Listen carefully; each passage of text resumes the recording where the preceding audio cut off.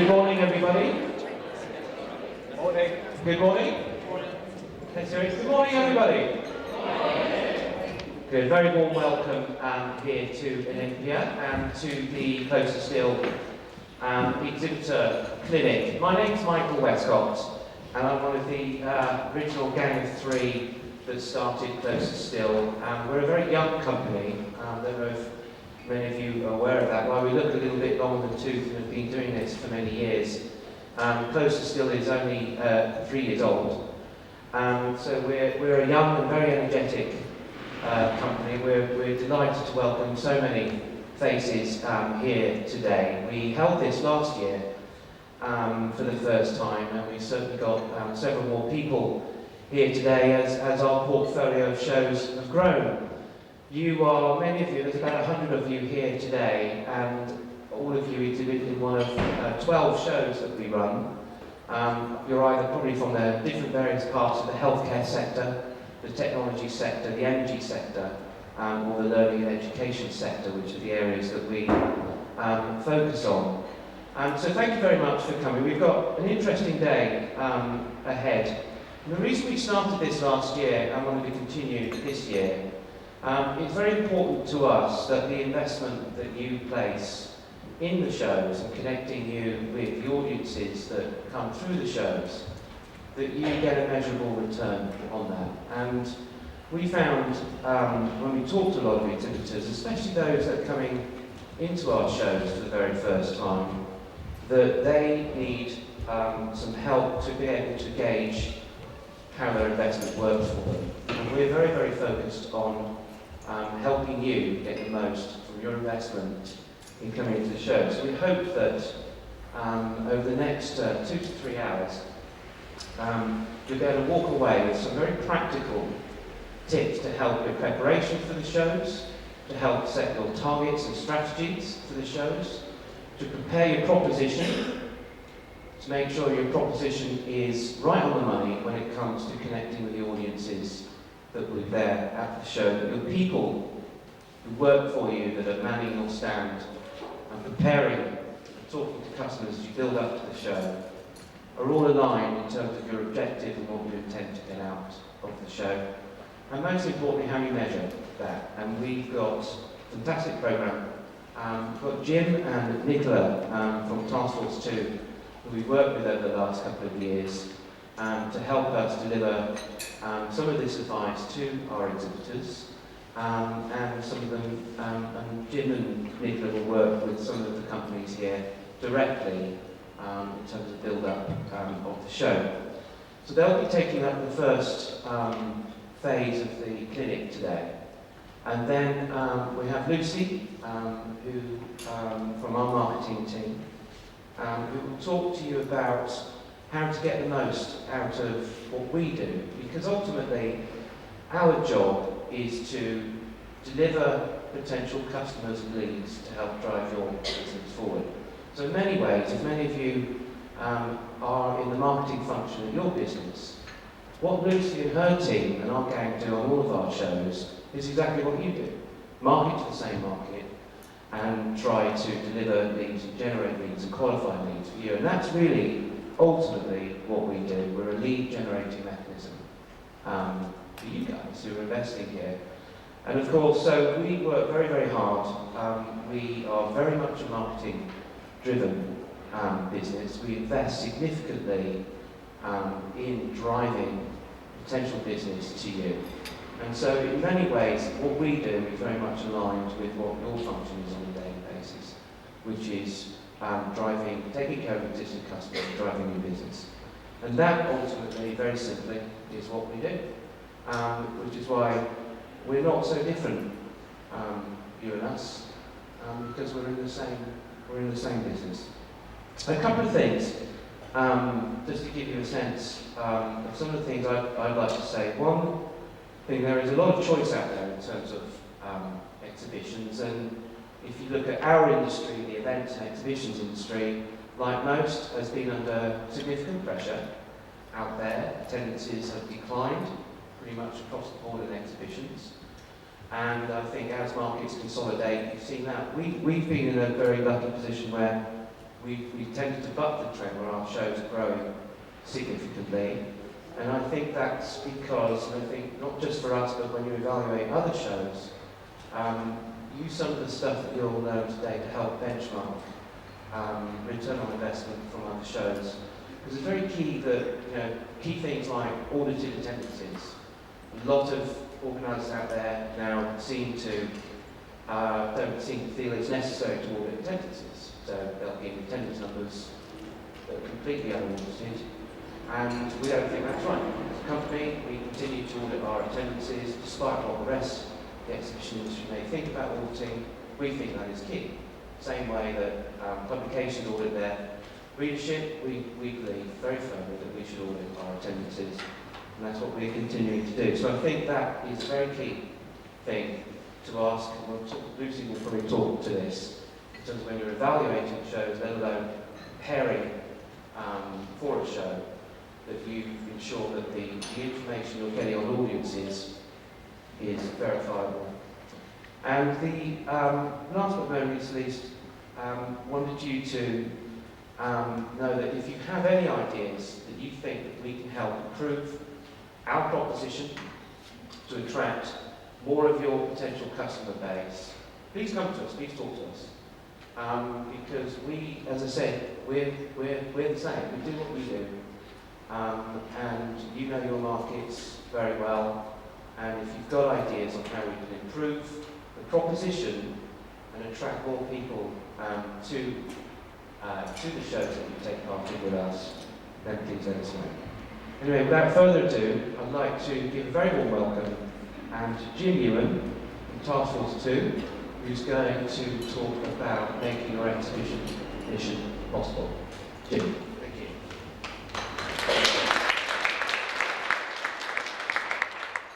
Oh, that's nice. I always like to get a round of applause before I start. Mainly because I'm never sure I'm going to get long enough. And we've got a lot of people here today.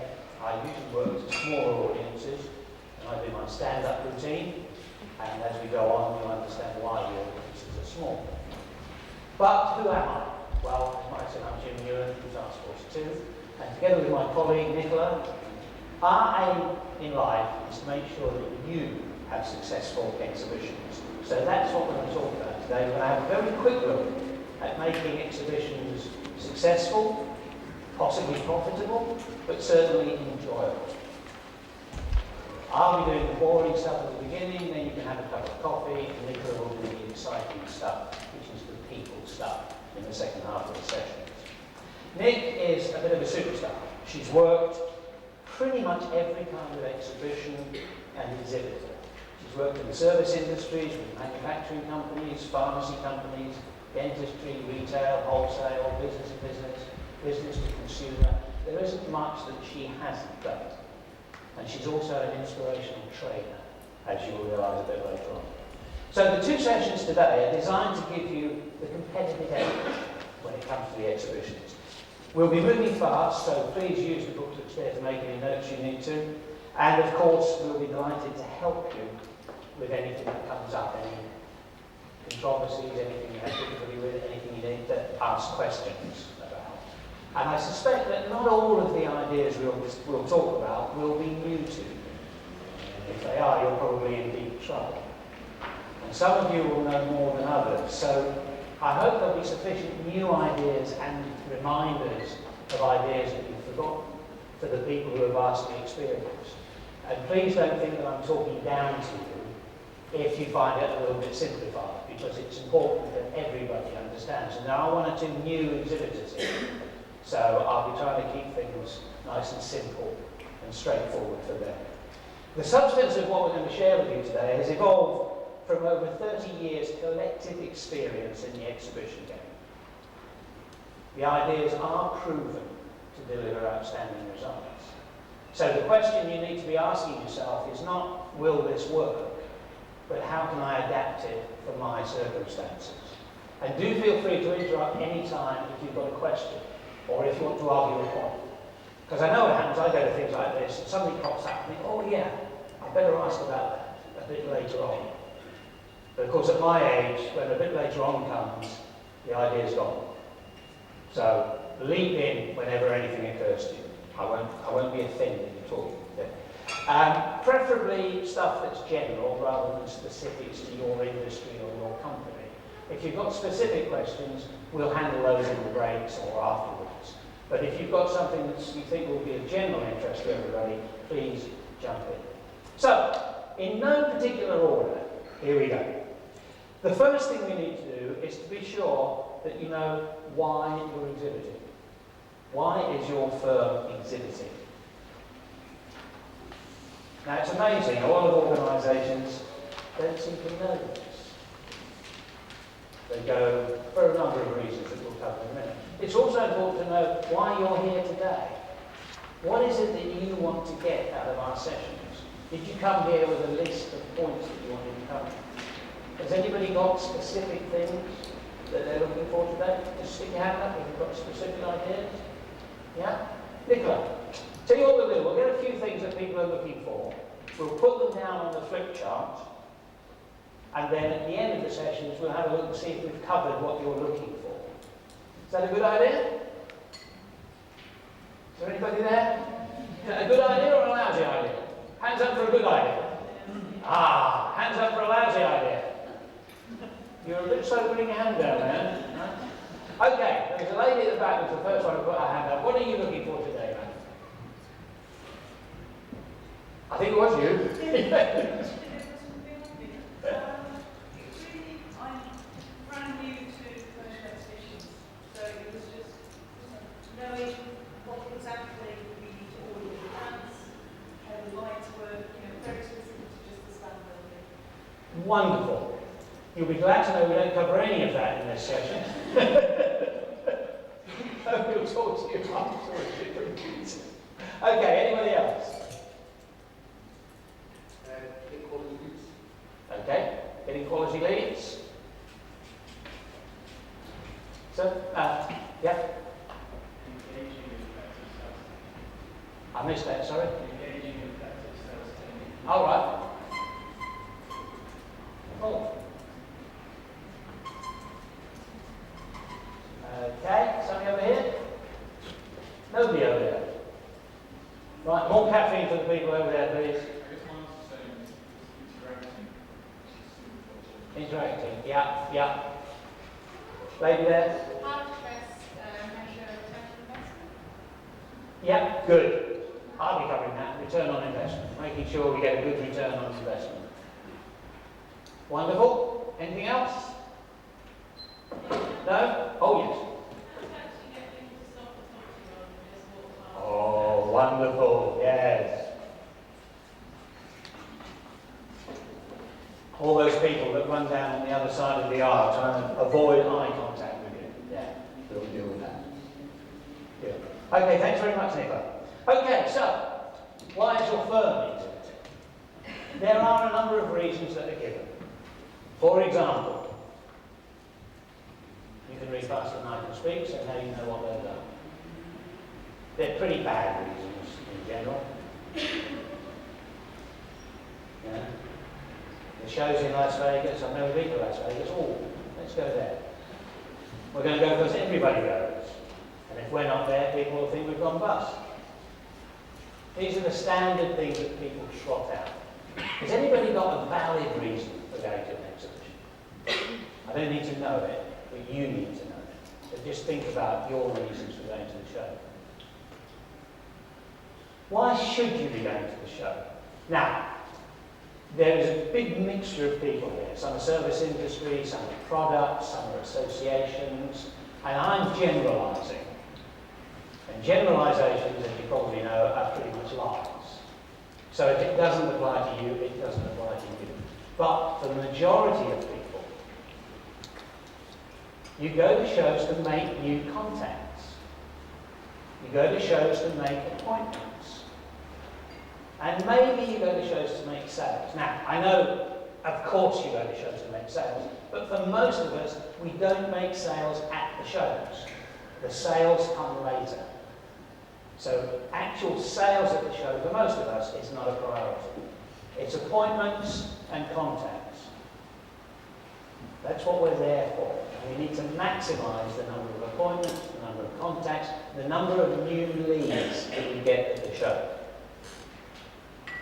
There are some subsidiary reasons for going.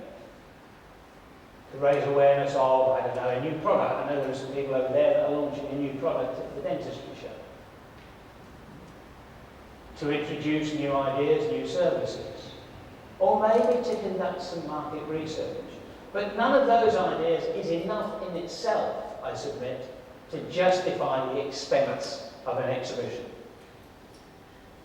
But getting lots of leads, getting lots of new contacts, that's really important.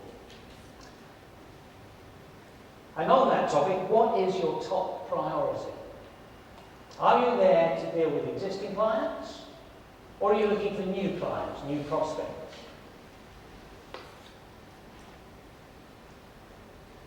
And what are you promoting? Are you promoting existing products and services or new products and services?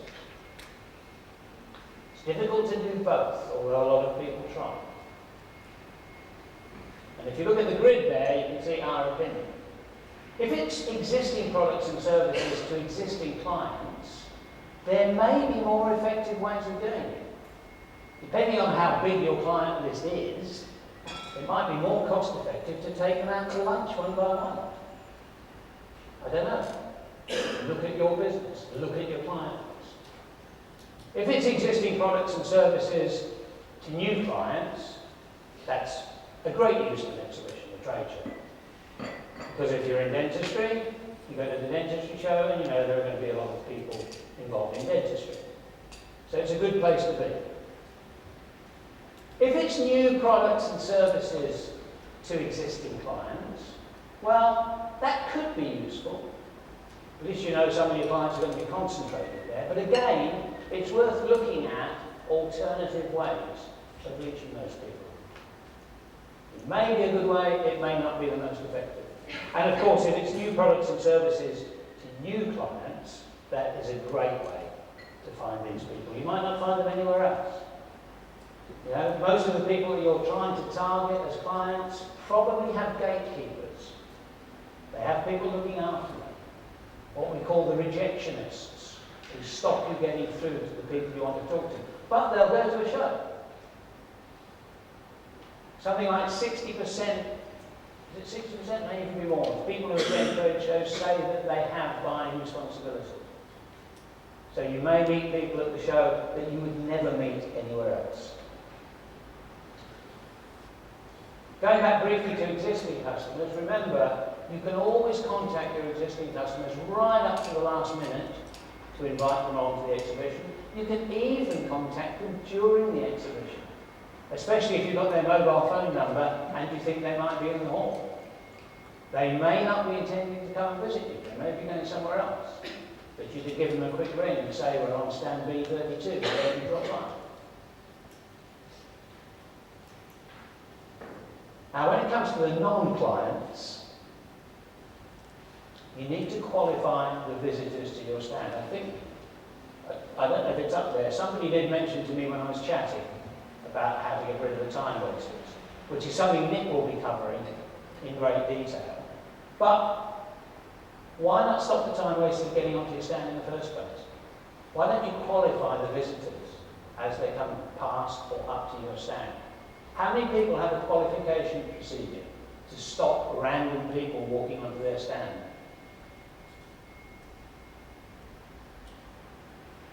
So anybody can walk onto your stand at any time.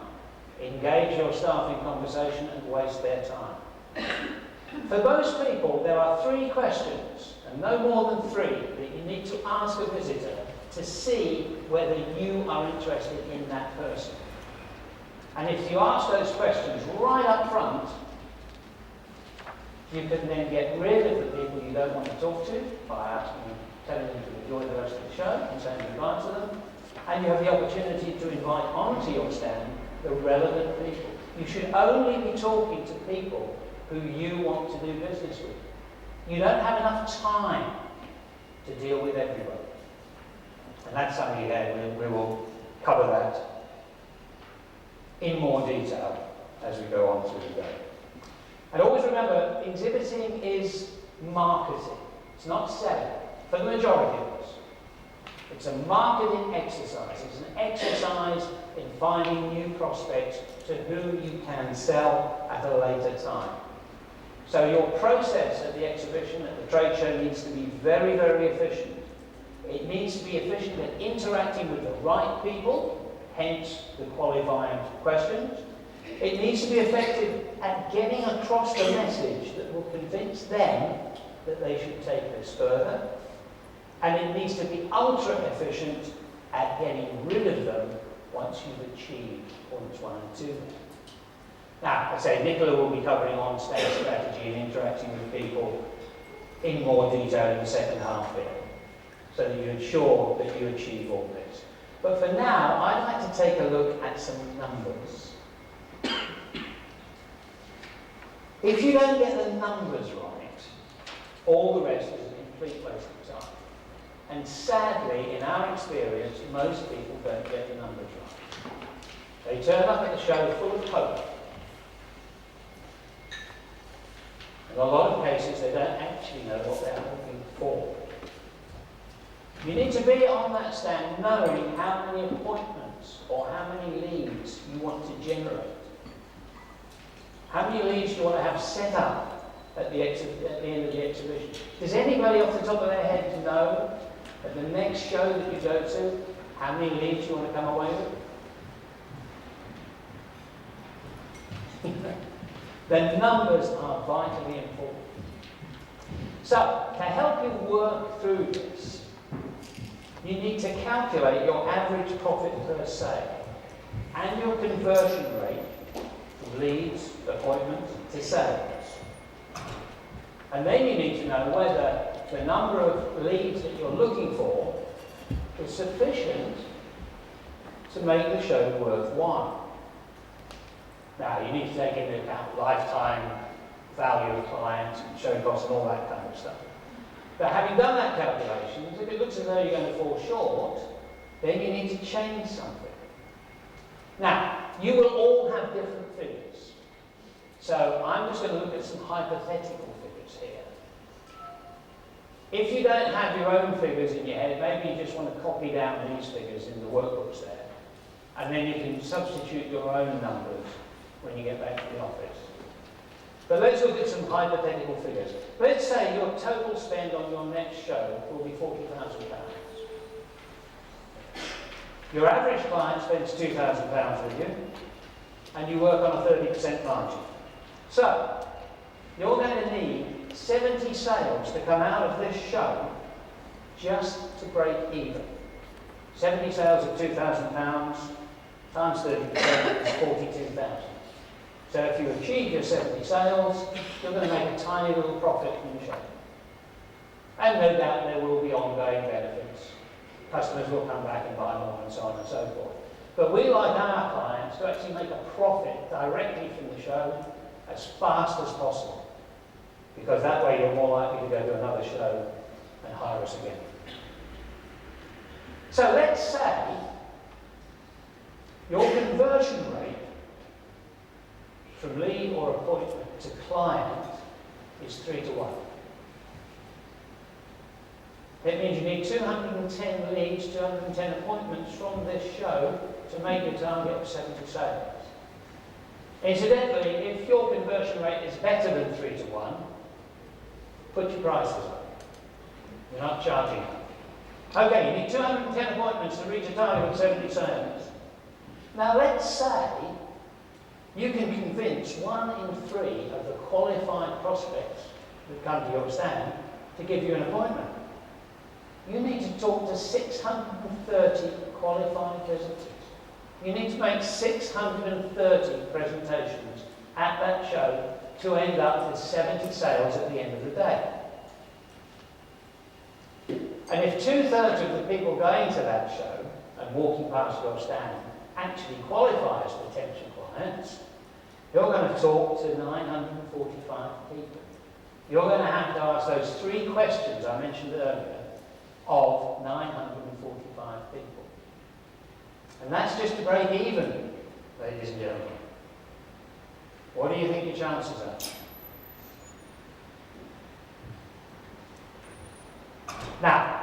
Admittedly, I haven't considered lifetime value or any of that other stuff in this. This is just the bare numbers.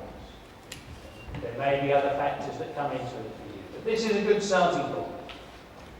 So let's briefly think about the people that visit the exhibition. Let's say you go to a trade show, small trade show, there are only 100 stands there. Now, we know from surveys that the average visitor to a trade show is there for about 4 hours. That's 240 minutes. It means they have something under 2.5 minutes per stand to spare at the show. Now, I know this is slightly spurious, because nobody visits all the stands. But they do stop for a coffee, they do have lunch, they do bump into colleagues and people that they chat with. So maybe 2.5 minutes for the stands they do visit is not quite as ridiculous as it might appear. What about you? You're there. Let's say that the show is open for 3 days, 6 hours a day, 1,080 minutes. You want to do 630 presentations. You've got 1 3/4 minutes to do the presentation and capture the data and get the agreement to the follower. Now again, slightly spurious, because probably there will be more than one of you at the show. If there are 2 of you doing the presentations, you've got 3.5 minutes.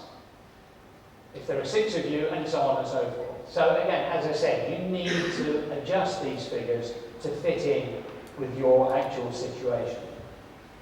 But you can see quite clearly that you don't have much time to process people. And that's what it's all about. It's about processing people. And that's what we concentrate on with our clients. We concentrate on having people there who can do the qualifying. It's not easy, very often, for in-house staff. You may see this as a sales pitch. Good. Our staff are experts at qualifying visitors. They can qualify visitors in seconds. And if they're not the right people, they will not get onto the stand. I've seen people practically on their knees begging Nicola to let them get onto a stand. She's a hard, hard woman. Our people are experts at qualification. They're also experts at disqualification. They'll get rid of the time wasted before they even get onto your stand. Once they're on the stand, they need to have a short presentation which will convince them that you're worth talking to further. Because you don't want them on the stand for 20 minutes. While they're talking to you on the stand for 20 minutes, 50 more people have walked past. And amongst those 50 people will be what could be the biggest client you've ever had.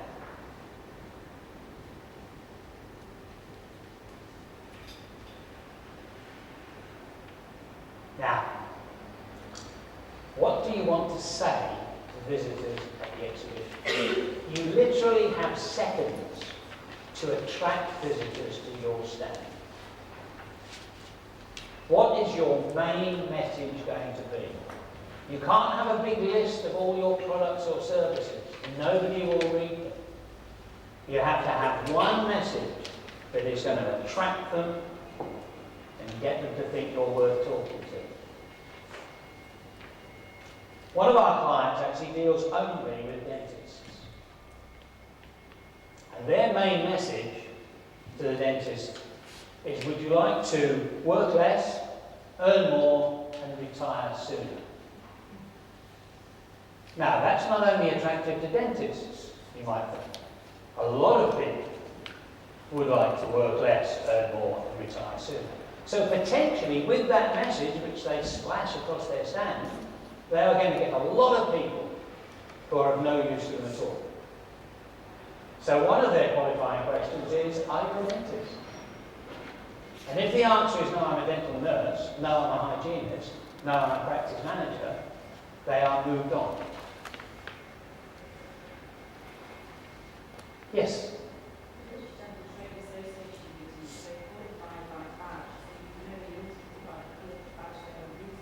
Sorry, can you... Nick, have you got the...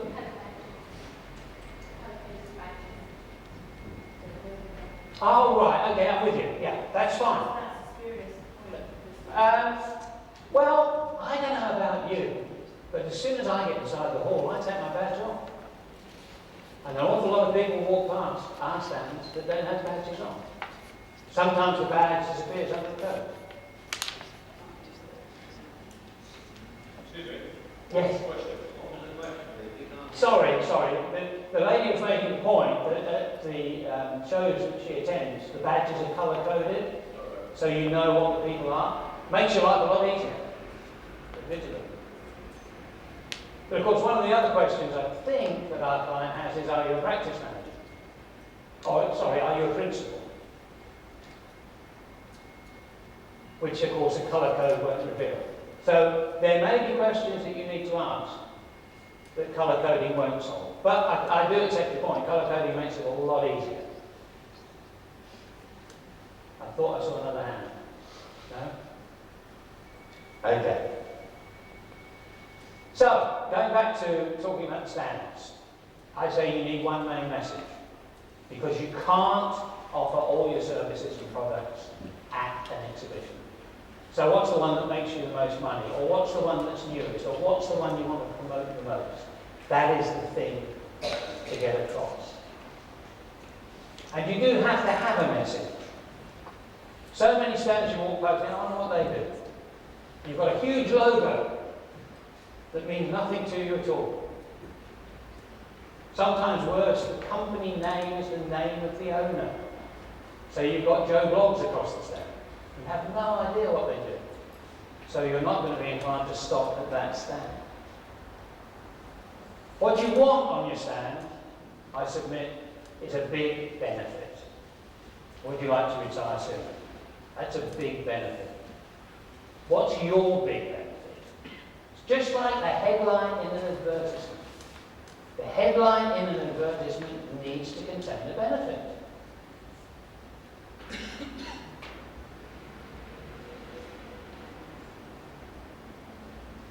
Now, it may be a benefit that's only applicable to new clients, if that's what you're looking for. Or it may be applicable to existing clients if they place an order at the show or whatever. I don't know what your criteria are. But you need something big and bold that people can see from more than 20 feet away. Don't be having lots of little words that people have to come up to the stand to look at, because they won't. People are frightened to get too close to a stand because they think the salesman's going to jump on them. And quite often he or she is. Okay, moving quickly on here. Data capture. You need to have a data capture device. You'll see on page 4, 5, something like that, there is a little sample there of a data capture form. Now, why do I say have a data capture form? After all, we've got these scans. You can scan people's badges. Why do you have a data capture form? You have a data capture form for a couple of reasons. The most important one is that you want your visitor to complete the form. You'll happily staple their card to the form for them. If they don't have a card, you want them to fill in their name, phone number, email address. Don't get them to write too much on the form, because they'll get bored. But why do I want the visitor to fill in the form? Because that's them making their first step towards doing business with you. They have invested in you by filling in that form. They've spent a little bit of time. And the more often you can get people to invest a bit of time in you, the more likely it becomes that they are eventually going to invest a bit of money in you. So a data capture form, we think, is pretty vital. Yes, if you're going to do the scanning as well. But get them to fill in that form. It's also useful because if you're having a little chat with people, which I hope you are, you can make notes on that form. Notes that won't be picked up by a scanner. Notes that are relevant immediately to that client and tell you a bit more about them. Remind you what they're looking for.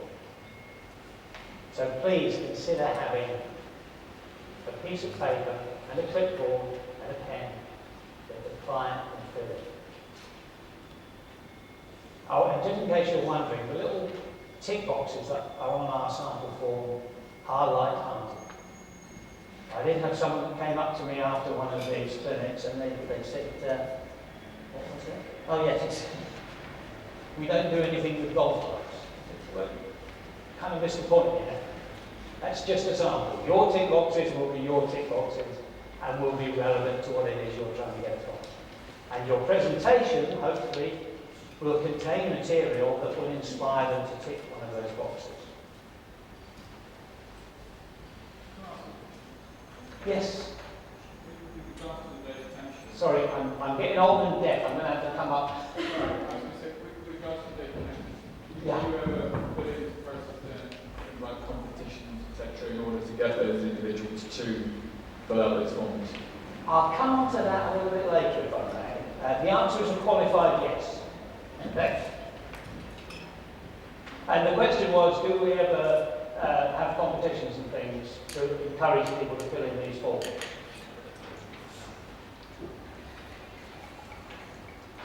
Okay, where am I? Oh yeah, if you're going to have a data capture form, make sure you've got plenty of pens. Because the buggers will steal them. Yeah, I bet some of you have got pens in your pockets and in your bags that you took away from exhibitions, didn't you? Right? And I bet you don't know what names are on those pens. And I bet when you use those pens, you never read the message that's on there. It's just a pen. And that's something else I'll be talking about a little bit later on. Plenty of pen, plenty of staplers for the business cards. In fact, in the back of the booklet there is a list of what we think are the essentials that you need to take with you to the exhibition.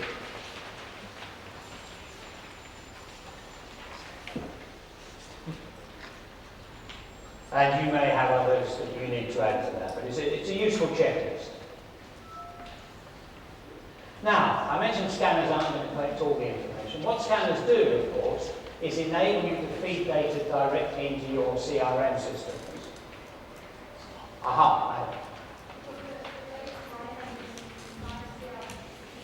Wrong, as in the delegates are putting home numbers and home email addresses, and then they don't want to be contacted by us on their home contact numbers. Right, understandable, and this will always happen, which makes that piece of paper even more valuable. Because by the end of your presentation, hopefully you will have convinced them they do want to talk to you, and they'll put their work number there, or on their business card. I mean, it's a perennial problem. You sometimes find on the data capture form people put down the wrong email address, either accidentally on purpose or on purpose. You just have to do as much as you can to eliminate that problem. There is a bit on there you may have noticed that says, I'm far too important to contact this person. What we usually put on there is, I am not the person who deals with this, please contact my colleague, which is a kind of way of saying it. And very often you can get people to put down contact names and allow you to use their name when you make those contacts. So all that kind of thing is useful. You're not going to get it from a scanner. Also, using scanners helps to automate a vital task. The vital task at the end of each day of the show of sending an email to those people who we've spoken to during the day. Now, I promise you, if you do this, they will be vastly impressed. Somebody comes to the stand, has a little chat, says, yes, I'm interested in X, Y, Z, and goes on their way. They get into their office the next morning, there is an email waiting for them that may say something as simple as, thank you very much for visiting our stand at the show, we'll be in touch by Wednesday as promised. Doesn't need to be a big email, doesn't need to have a lot of information on there. But it will impress them because no one else is doing it. And most of you won't be doing it, sadly, even after today. But some of you will. And your prospective clients will be delighted to know that you are that efficient and that interested. One of the biggest complaints, still, my first exhibition was in 1973. You find that hard to believe, don't you? It can't be that old. Promise you. 1973, that was a problem. And now it's still a problem. It's the same old problem. Leads are not followed up. Or they're followed up too late. If you don't contact that person within a week, 2 at the most if you send them an email, you can forget it. They have lost interest in you, or somebody else will have moved in and taken the business. You have to get there quickly. You have to show them that you're interested. You have to show them you're efficient. Otherwise, they won't want to do business with you.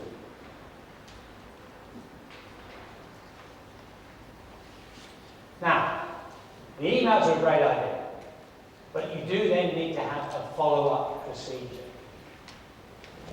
You have to know exactly what's going to happen. We suggest that you grade your leads, A, B, and C, 1 star, 2 star, 3 stars, however you want to do it. And you follow up the most important ones fastest, in person. So in other words, they get a phone call from a member of your sales team. And if you've got lots and lots of leads, which hopefully you will have, you may not be able to follow them all up that quickly. So if you grade them, you can see the ones that you're going to follow up with another email. Or the ones that are going to be handled by external staff because your staff are too busy with the A stars. But you need to have a procedure and you need to stick to the procedure. We're working with a client now trying to rescue their business from the last show that they went to. And they went to the show, got more leads than they ever thought they were going to get. Went away very excited. We gave them a ring a week or 2 after the show to see how they were getting on. Oh yes, you know, we've got lots of interest, we're talking to lots of people. We contacted them again about a month later to see what results they'd been getting, and the whole thing had collapsed.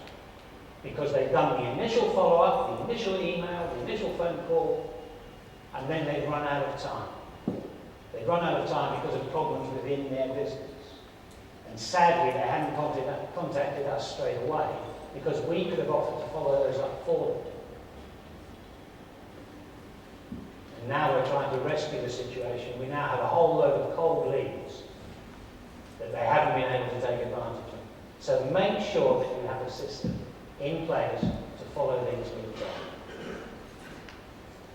And if you do what I've suggested in the way of qualifying people, getting the right sort of information from them, your sales team will be delighted to follow them up because they are good leads. In some cases, sad to say, sales teams receive a load of leads from exhibitions, which they immediately dump in the bin and get on with doing their own job. Why do they do that? Because they know the leads are rubbish. The leads have been collected spuriously. They've been collected by attracting people to the stand at all costs. Personally, I'd sooner have 5 leads that were worth following up than 50 leads that were virtually cold called.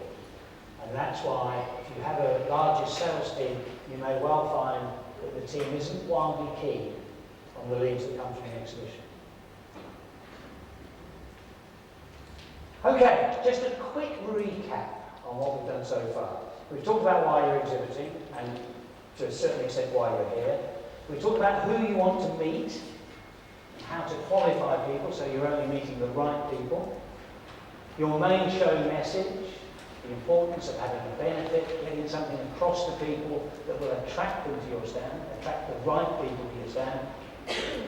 We've talked about exhibiting being more marketing than selling, and we've looked at some numbers that you might find useful in your business. The number of leads you need, the number of appointments you have to make, and so on and so forth. We've talked about data collection, and we've briefly looked at that list in the back of the booklet. Is there anything anybody's got any questions or comments about before I move on? Hooray! That either means I've done a great job or you're all asleep. Either way, I win. Okay, people get it wrong. One of the things we do for our clients from time to time is mystery shop their stands. So we will send people in masquerading as visitors to see what impact the stand is making, whether it's got a good benefit, whether it's the kind of stand that they would be attracted to, how their staff interact with people on the stand, how efficient they are, how knowledgeable they are, and so on and so forth. Here are some examples of our mystery shopping experiences. Now, these are photographs that have been taken surreptitiously, so they're not the best quality in the world. But these are your do nots. Do not use mobile phones on your stand. There are two people on that stand you can clearly see are more interested in their mobile phone conversation than they are in the visitors. And I believe the guy who you just see going out of shot also has a mobile phone stuck to his ear. Ban mobiles on the stand. If people need to make a call, they go off the stand and make their call and come back on the stand. No one is going to want to talk to people who have a mobile phone stuck to their ear. Please don't allow people to eat or drink on your stand. A couple of lovely ladies here having their lunch. No visitors are going to pause for a second as they pass that stand. It's a nice stand. Apart from the fact it's got a table and chairs on, which it shouldn't have, and we'll talk about that in a minute as well. Don't let people eat or drink on their stand. It's absolutely fatal. It makes the stand look horrendous. If anybody does stop to talk to them, they can't answer them because their mouth's full of hamburger. I'm sure this doesn't happen in your trade shows.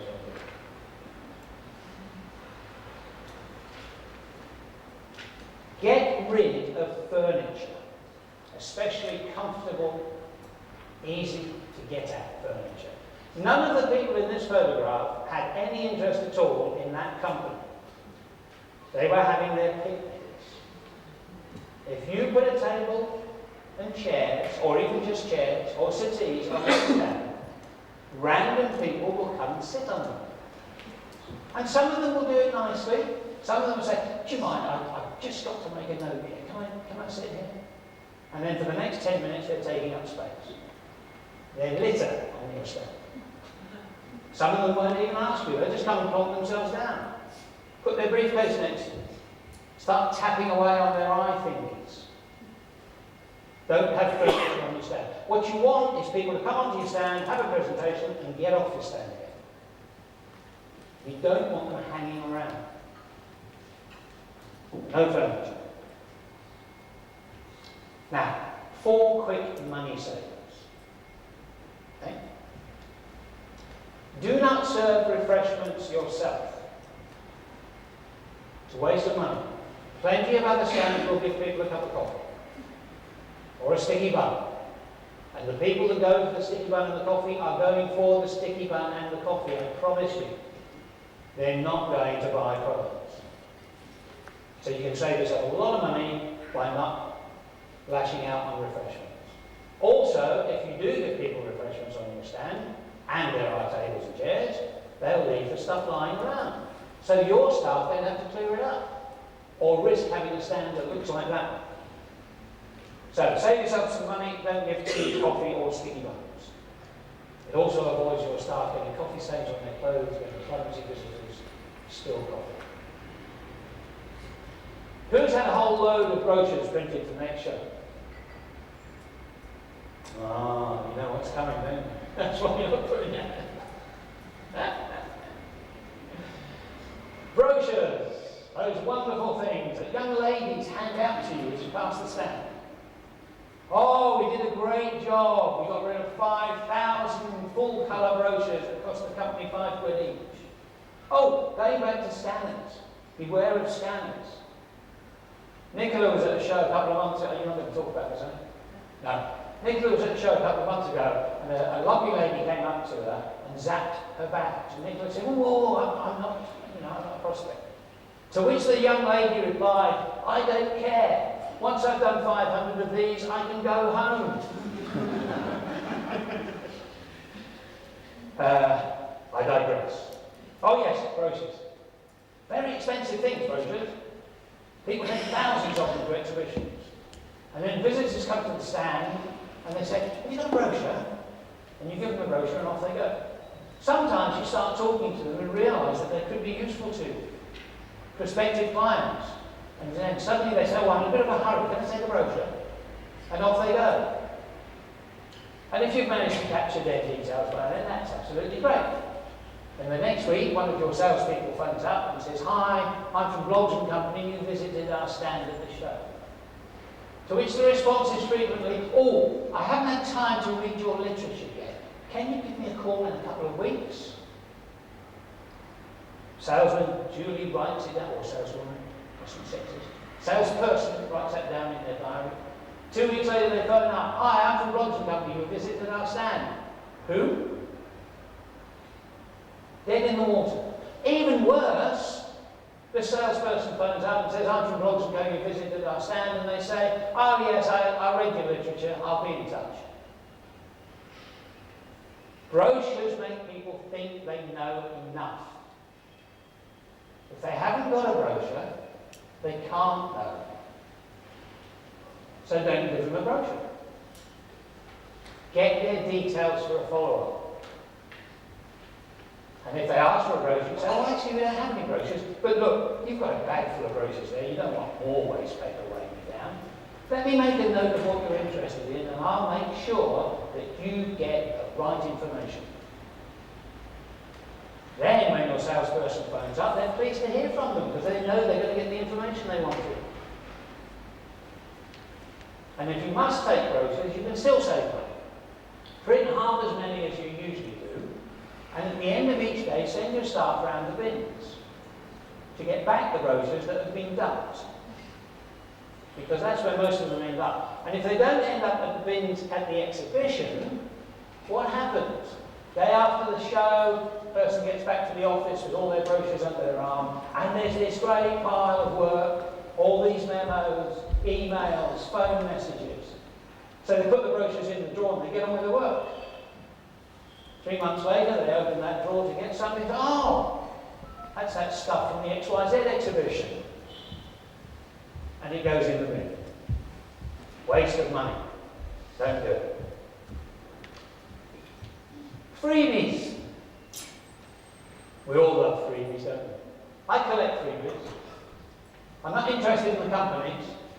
I'm interested in the freebies. I was talking about pens earlier on. How many pens, how many commercialised pens do you have in your desk drawer or your pocket? I bet you couldn't tell me 1/10 of the companies who've given you pens. You couldn't name them. You never look at them. You give half of them to your kids. You throw them away when they run out. Yet some poor company has spent thousands of pounds on those pens and given them away. Freebie collectors abound. If you haven't got any freebies, they won't bother you. Some people even have the cheek to come onto the stand and say, can I have 2? Because otherwise my children will fight it.